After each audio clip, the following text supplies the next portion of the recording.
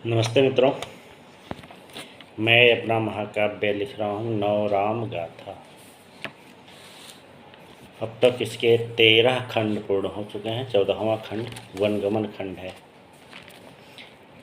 वनगमन खंड में जब रामचंद्र जी बन जाते हैं तो दशरथ जी उनको अपनी तरफ से कहते हैं कि मुझे तुमसे बहुत सी बातें करनी थी, किंतु अब तो समय नहीं रहा, अब बन जा रहे हो, फिर भी मेरी बातें सुन लो और बिना सोचे समझे किसी को वचन मत देना, क्योंकि वचन देना अपने हेतु अपने आप को विवश करना होता है। उसकी पंक्तियाँ इस प्रकार है। कविता का शीर्षक वचन प्रसंग।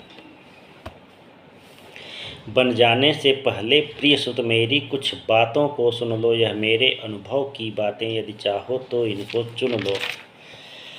सोचा था तुम्हें युवराज बना, अपने अनुभव तुम्हें दूंगा मैं। सोचा था तुम्हें युवराज बना, मन की बातें कह दूंगा मैं।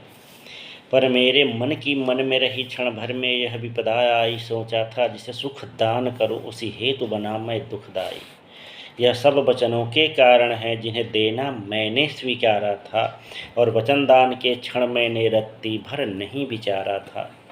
हे राम, किसी को वचन न देना, चाहे जितने सुख दुख आए। मेरे राम, किसी को कथन न देना, चाहे प्रलय मेघ हो छाए।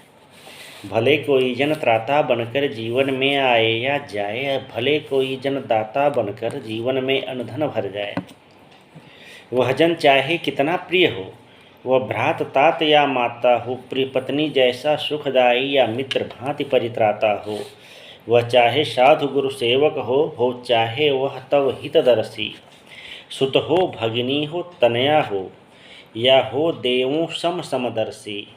सबके होते हैं स्वार्थ निहित, सबके सब स्वहित बचाते हैं। यदि हितपथ पर संघर्ष हुआ, सब स्वहित ओर झुक जाते हैं। हित साधन में यह जीव जगत सीमा तक हानि उठाता है। जब आता है हित संहारक क्षण, वह वर ब्रह्मास्त्र उठाता है। वर वचन एक ही होते हैं, दाता को बाधित करते हैं। दाता को विवश स्ववश करके अपना हित साधित करते हैं। वरदायक बन विधि हरिहर भी, विधि ब्रह्मा हरि विष्णु हर शंकर जी।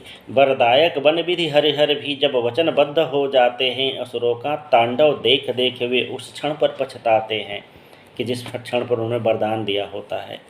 निज वचनबद्धता के कारण असुरेश महाबली छले गए। इस धरती का साम्राज्य त्याग वे सुतल लोक को चले गए। था वचन दिया शिवी राजा ने, पारावत प्राण बचाने का। पारावत कबूतर। था वचन दिया शिवी राजा ने, पारावत प्राण बचाने का। अपने अंगों को काटा था, क्षण आया तन तुलवाने का। सपने की वचनबद्धता ने हरिश्चंद्र से क्या करवाया। राज्य छीना, परिवार बिका, और मरघट का वास कराया। वचनबद्धता के कारण दिलीप व्याघ्र आहार बने। गौरक्षा में करतन अर्पण, भले धर्म आधार बने। देखो सुत, तुम मेरे वचनों ने मुझको क्या दिन दिखलाया है। बस वचनबद्धता के कारण मैंने तुम्हें वन दिखलाया है। मैं यह नहीं कहता वचनों का फल सदा कुफल ही होता है, पर वचनबद्धता के कारण कभी जीवन निष्फल होता है। हे पुत्र, वचन प्रण सम होते, जो प्राणों तक चले जाते हैं। नर के प्रण चाहे जैसे हों, वे नर को विवश बनाते हैं। ये वचन परीक्षा लेते हैं एक अग्नि परीक्षा के जैसे। हुए सफल तो यश पाओगे तुम, असफलता में जीवन कैसे। इन वचनों के परिणाम सदा सुफल कुफल मिश्रित होते, क्योंकि निज हित के रक्षण में जन इसमें स्वार्थ बीज बोते। यह वचन भूमि ऐसी होती, कोई बीज न निष्फल जाता है। बोने वाला जो कुछ बोए, उसका फल सत्वर पाता है, सत्वर शीघ्र। देखो न पुत्र, कैकेयी ने क्या स्वार्थ बीज बो डाला है। तुमसे सिंहासन छीन लिया, तुमको ही वन दे डाला है। यह वचनबद्धता मेरे सुत चिंतन को है बाधित करती। न्यायिक पुनर्विलोकन को हर एकांगी हित साधित करती, अर्थात यह पुनर्विलोकन का अवसर ही नहीं देती है। यह वचनबद्धता मेरे सुत चिंतन को है बाधित करती। न्यायिक पुनर्विलोकन को हर एकांगी हित साधित करती। वचनदान के समय राम नर का विवेक मर जाता है। आवेगों का हो अधीनस्थ नर आगे, चल पछताता है कि व्यक्ति उस समय आवेश में होता है और वचन दे देता है। निज वचन दान के समय राम मैं कैकेयी क्या उपकृत था, मैं वचनबद्ध हो गया तुरंत मैं स्वयं स्वयं पर गर्वित था। हे राम मेरे अभिराम मेरे, हे जीवन के सुखधाम मेरे, भले अवनि व्योम तुम दे देना पर वचन किसी को न देना।